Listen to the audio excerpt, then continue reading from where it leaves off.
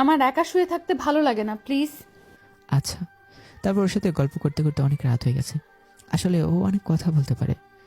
তাহলে অনেক রাত হয়েছে, আপনি ঘুমিয়ে পড়েন, আমারও ঘুম পাচ্ছে। আচ্ছা, একটা কথা বলবো? হ্যাঁ বলেন। তুমি চাইলে আমার সাথে থাকতে পারো। না ধন্যবাদ, আমি এখানেই ঠিক আছি। অনেক ঘুম পাচ্ছে, আর কখন যে ঘুমিয়ে পড়লাম মনে নেই। সকালে ফজরের আজানে ঘুম ভাঙলো। ঘুম থেকে উঠে দেখি অর্পিতা ঘুমিয়ে আছে। আমি নামাজ পড়ে কিছুক্ষণ হাঁটাহাঁটি করে বাসাতে আসলাম। এসে দেখি অর্পিতা খাটে বসে আছে। কখন উঠলেন ঘুম থেকে? এই তো কিছুক্ষণ আগে। তুমি কই গেছিলা? এই তো নামাজে। ফ্রেশ হয়েছেন? না, কিভাবে ফ্রেশ হব? সবকিছু তো অন্ধকার লাগে। ও সরি, আসেন আমি করিয়ে দিচ্ছি। হুম।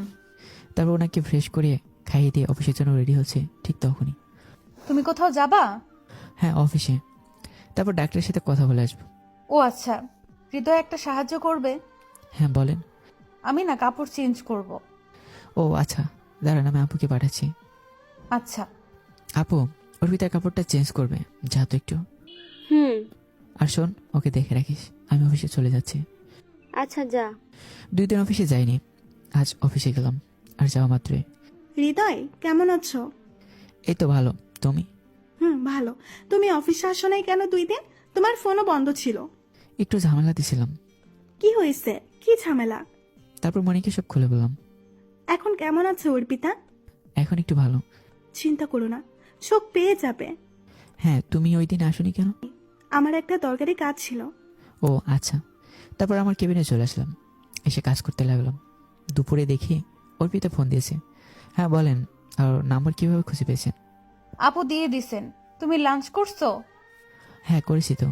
কার সাথে করলা? মনির সাথে? হুম। আপনি করেছেন? না, কেন?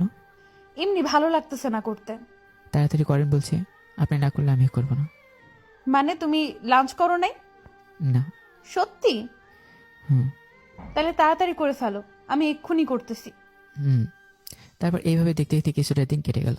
ওর সেবা করতে লাগলাম। ও মাঝে মাঝে পাগলামি করে, বায়না ধরে। রাতে ঘুমিয়েছিলাম, হঠাৎ করে মাঝরাতে কারো গুনগুনানিতে ঘুম ভেঙে গেল। উঠে দেখে ওর পিতা আবল তাবল বকতেছে।